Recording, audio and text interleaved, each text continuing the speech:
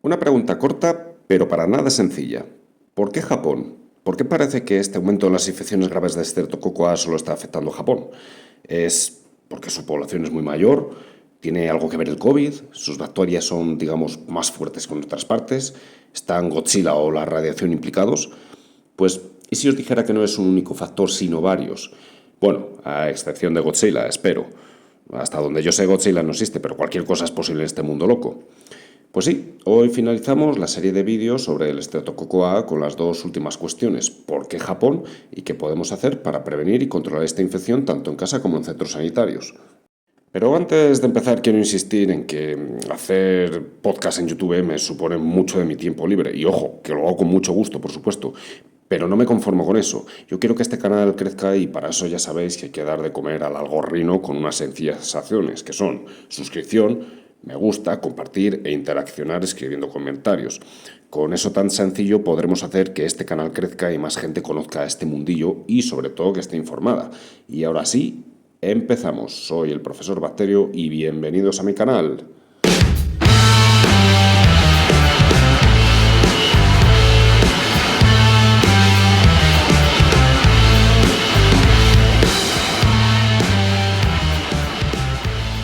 ¿Por qué Japón y no otro sitio? Bien, voy a hacer una recopilación de diferentes informaciones que se han ido dando y voy a explicar cuál creo yo que es o son las causas más posibles de las razones que se han estado dando. Para empezar, y por supuestísimo, tenemos que meter a Don COVID en la ecuación, en concreto a la relajación de las medidas de control post-pandemia. Y cuidado, porque antes del COVID ya había problemas con el estreptococo en Japón, que os diré en un rato, pero ahora, como otros tantos patógenos, hay un repunte de casos después de la pandemia. Pensarlo de la siguiente manera. Las precauciones que se aplicaron contra el COVID, como por ejemplo las mascarillas, los aislamientos, el distanciamiento social y la higiene de manos, se han relajado. ¿Y esto qué supone? Pues que estas medidas útiles contra el COVID también lo han sido contra otros patógenos, entre ellos el Streptococcus A. Eliminas o reduces esas medidas y empezarás a tener un aumento de todo tipo de patógenos que hasta entonces estaban, digamos, casi ausentes. Un ejemplo. ¿Os fijasteis que de gripe tampoco hubo prácticamente nada? Pues es lo mismo. Relajar alguna de las medidas es obvio y necesario, pero por lo que no paso es por una relajación de la higiene de manos, que no sé cómo será en Japón, pero desde luego en España es un auténtico desastre. Este punto, el del COVID, lo aceptamos como algo evidente. Desaparecen restricciones y por tanto aumentan los casos de todo tipo de bichos. Otra causa que se ha mencionado, aunque esta daría para un debate muy extenso, es la que dice que el COVID ha alterado el estado inmunológico de muchas personas. Y esto es cierto, es decir, hay mucha gente que se ha quedado muy tocada y que su sistema inmune está muy machacado. Ahora bien, establecer una relación causa-efecto con el aumento de casos de Streptococcus A, sobre todo teniendo en cuenta que el problema ya existía antes del COVID, me parece un poco aventurado. No quiero decir que alguno de los afectados por infecciones por Streptococcus A no se puedan incluir en este apartado y que de no haber tenido COVID no se hubiesen cogido esta otra infección, pero desde luego no a todos. Este punto lo aceptamos parcialmente. Otra razón, una cosa que no se suele decir pero que es relevante mencionar, y es que a lo mejor no es que esté habiendo más casos, sino que la capacidad de detección ha mejorado, y esto también es cierto. Las capacidades de detección de diferentes patógenos han mejorado de una manera espectacular en los últimos años. Un ejemplo es el SOR que hice sobre el detector de sepsis por inteligencia artificial de BioAlert, que se está empezando a implementar en España. Muy interesante, por cierto. Aún así, cuidado, porque este punto, aunque es cierto, no quita algo que vamos a nombrar en un momento sobre las mutaciones del estreptococo, que han hecho que sea aún más bestia. Este punto también lo aceptamos parcialmente. También se ha oído por ahí una cosa curiosa, y es que el aumento de casos puede estar influido por cambios ambientales como la humedad, el calor y esas cosas que están tan de moda ahora. Y es verdad que la climatología influye directamente en las infecciones, pero eso no responde a la pregunta de ¿por qué Japón?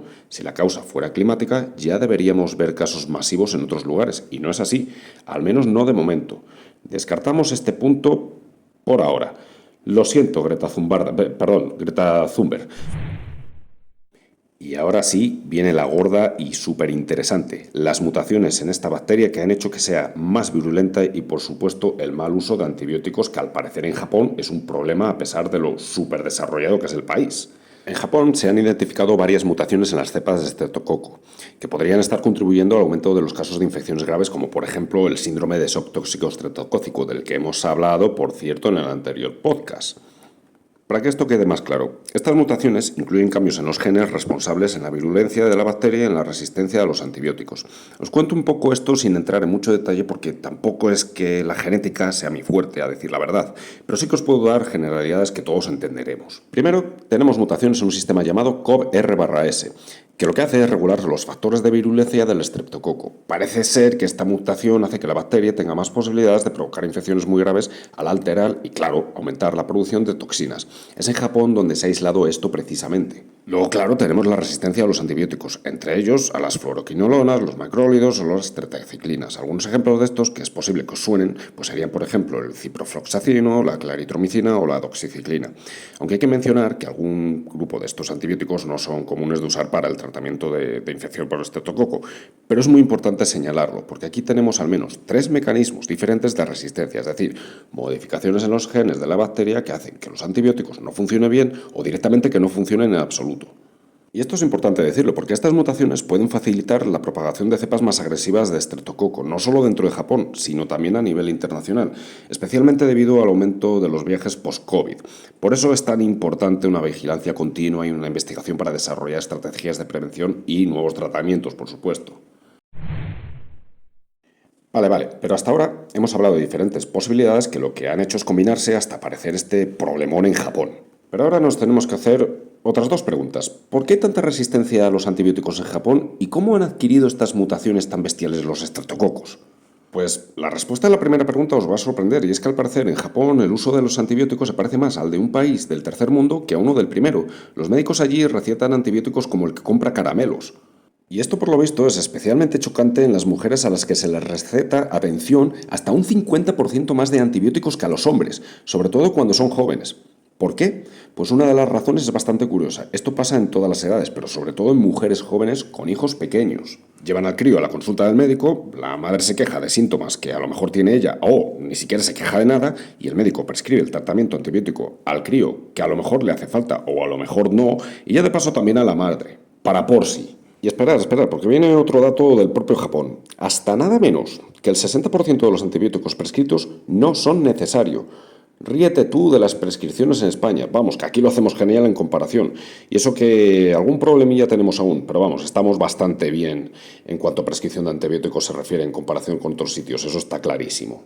Y bueno, ya sabéis qué pasa después. Se usan mal los antibióticos, se dan cuando no se debe y empiezan los problemas de resistencia.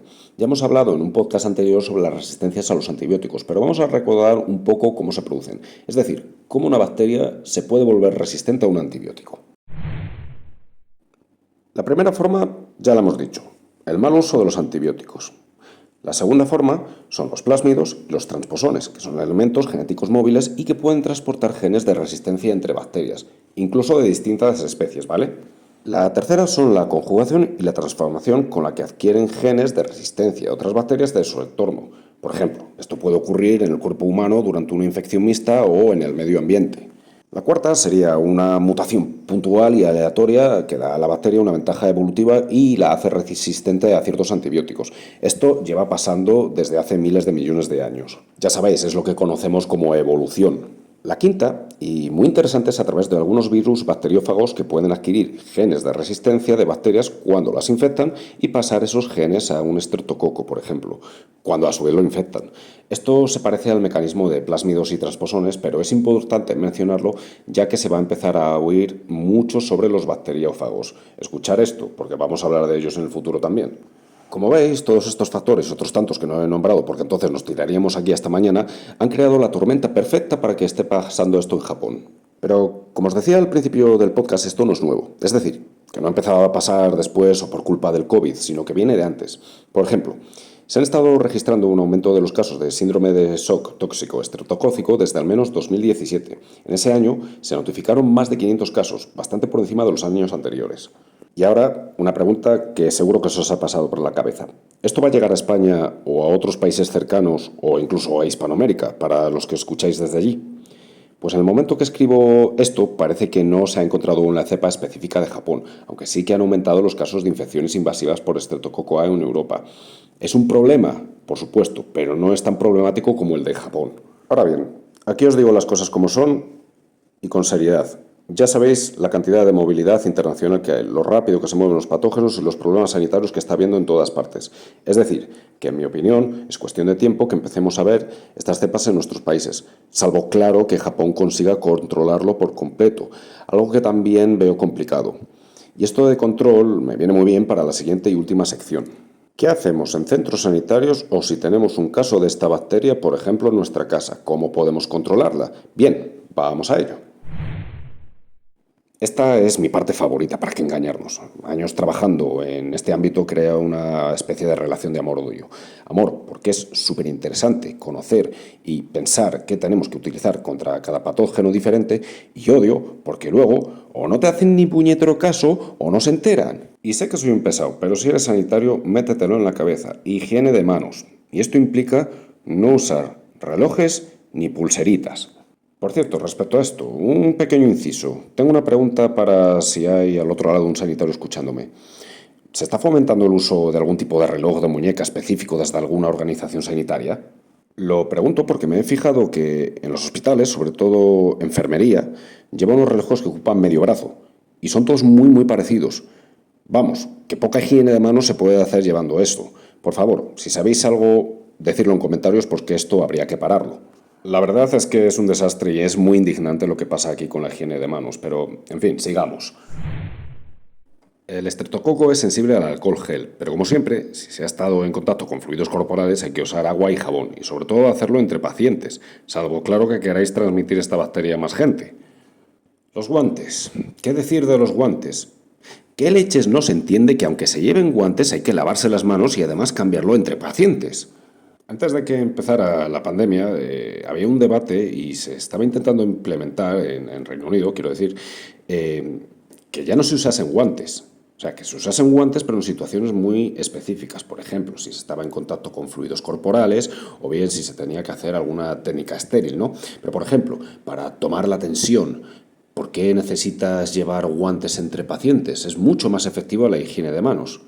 Yo ahí lo dejo caer para que la gente empiece a pensar. Os cuento que hace poco tuve que estar de acompañante en un hospital. Y en serio, si por mí fuera, esas señoritas, señoritos y señorites, como dicen los woke, estarían en la lo que sigue calle. Pero bueno, para ser justos, al final no toda la culpa debe recaer sobre los trabajadores. Aunque esto que digo es de sentido común, siempre hay ceporros que no lo pillan o no les da la gana hasta que no se les da un cursillo de capacitación. Y esto al final depende de la organización de los centros sanitarios. Machacar, machacar y machacar con la información. Y vigilar, parar a la gente que lo hace mal y educarles en el momento. Esto que digo es responsabilidad de los supervisores y de la dirección. Los cartelitos de higiene de manos no vale de nada si no se hace lo que he mencionado. Muy bonitos para decorar, sí, pero para nada más. Después de esta bronca monumental que he echado y que seguro que pocos escuchan, y así nos va, pasamos a los EPIs, los equipos de protección individual. ¿Qué usamos para atender a alguien que sabemos que tiene esta bacteria? Mínimo, guantes, mantil, con el de manga corta nos vale, y mascarillas. Los guantes podría ser debatible por lo que he mencionado antes y si no se está en contacto con fluidos corporales, pero siempre habría que hacer una higiene de manos perfecta. Da igual, aunque se lleven guantes, después también habría que hacer la higiene de manos. Lo repetiré 1000 veces. La mascarilla quirúrgica vale y es suficiente ya que esta bacteria se transmite por gotículas y la quirúrgica es de filtración bacteriana. Y esto es una bacteria, así que perfecto. Vamos, que no hace falta una de alta protección, aunque siempre son mejores, claro está. Por cierto, echar un vistazo al resto de mi canal porque tengo un podcast de lo más completo, y esto es en serio, que vais a encontrar en YouTube sobre mascarillas. Dejo el enlace en la descripción. Además de esto que os estoy diciendo, yo personalmente, si voy a estar a corta distancia del paciente, es decir, menos de 2 metros, me gusta también llevar una pantalla o visor. Pero bueno, esto también depende de la accesibilidad y de los recursos que haya en cada centro sanitario, que obviamente no todos los países, no todos los centros sanitarios tienen la capacidad de tener tantísimo material, desgraciadamente.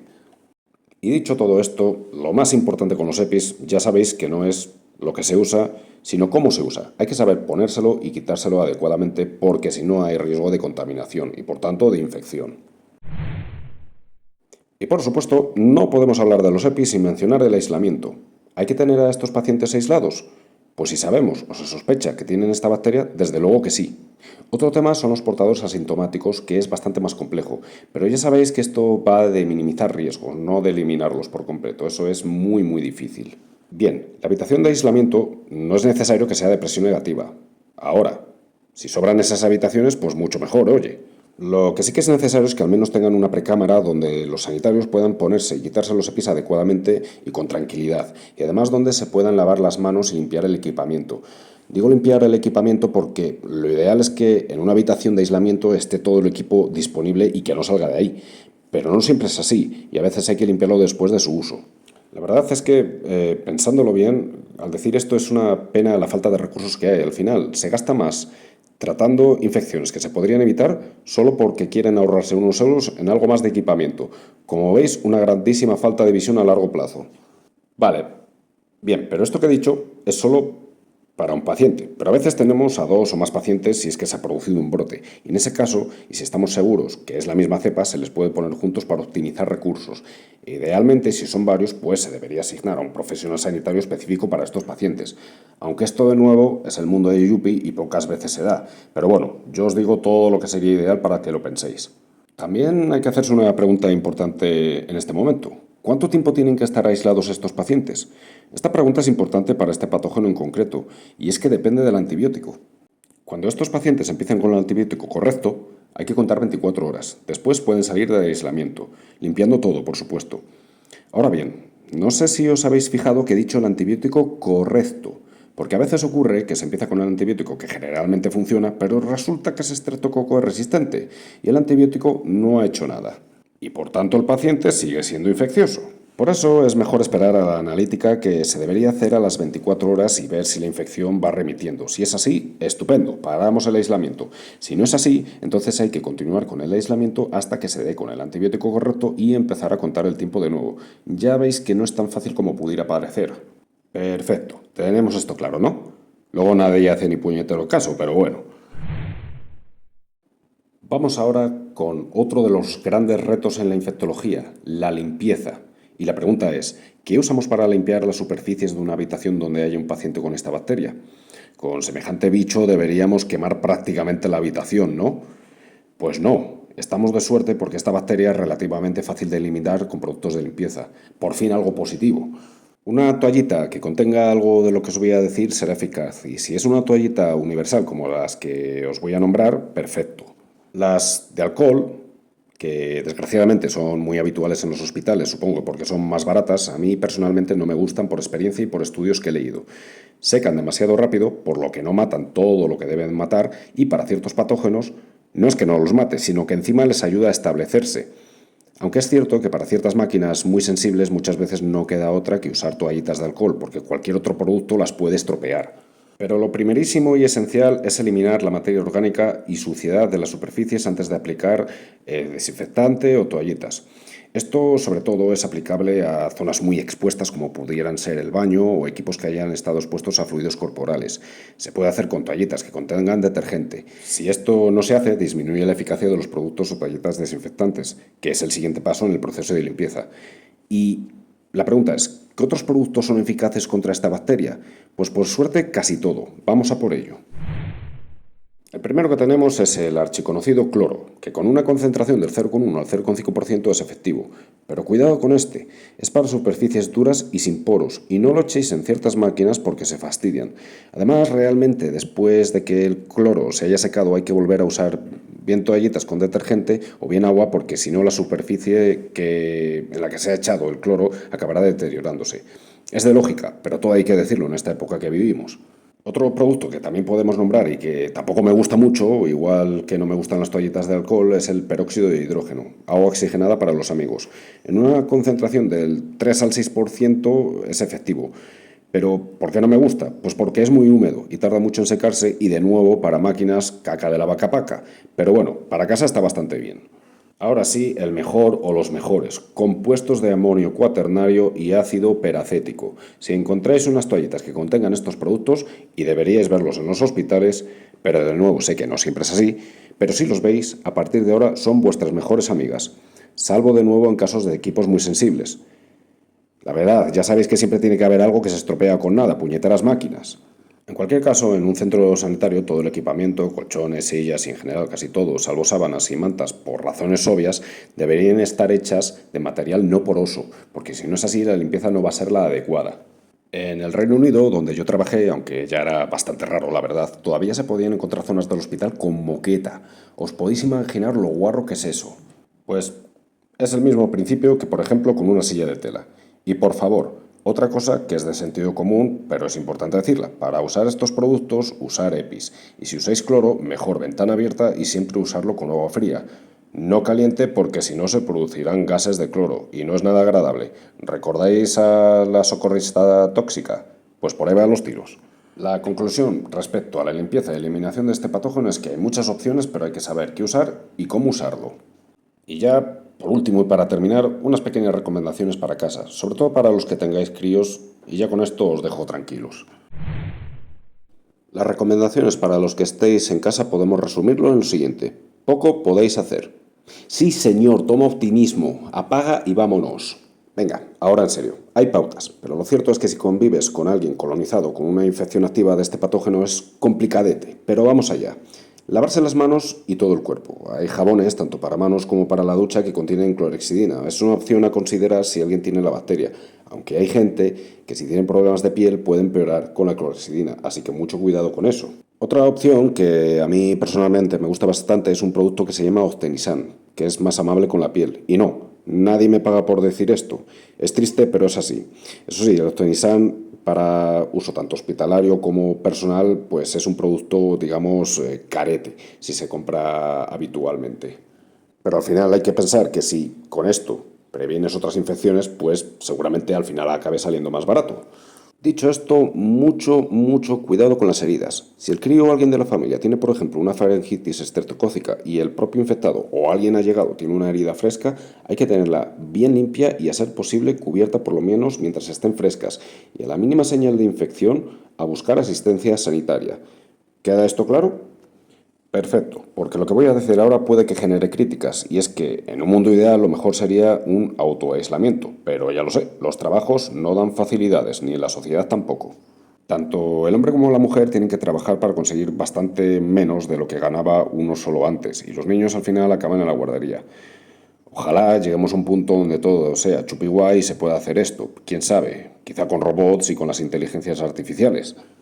Realmente se debería facilitar que los padres puedan cuidar de los críos, porque obviamente llevarlos al colegio o a la guardería con una infección de estas es un riesgo para otros niños y sus familias. Imaginaros a alguien que esté inmunodeprimido. Pero en fin, es lo que hay. Nos han engañado con este supuesto progreso. Y por último, y ya para ir terminando, si se prescriben antibióticos, completar todo el ciclo de manera adecuada, sin saltar dosis, y avisar al profesional sanitario en caso de que no se esté mejorando con el tratamiento. Y hasta aquí el último podcast sobre el Streptococcus A. Sé de buena tinta que es de lo más completo que vais a encontrar en YouTube desde un punto de vista de la infectología. Desgraciadamente yo no tengo un equipo detrás para ayudarme, por ejemplo, a poner imágenes y cositas chulas mientras hablo. Así que si os ha gustado y me queréis ayudar, ya sabéis, suscripción, me gusta, compartir y comentario. Y ahora sí, el profesor Bacterio se despide hasta el próximo programa. ¡Hasta pronto!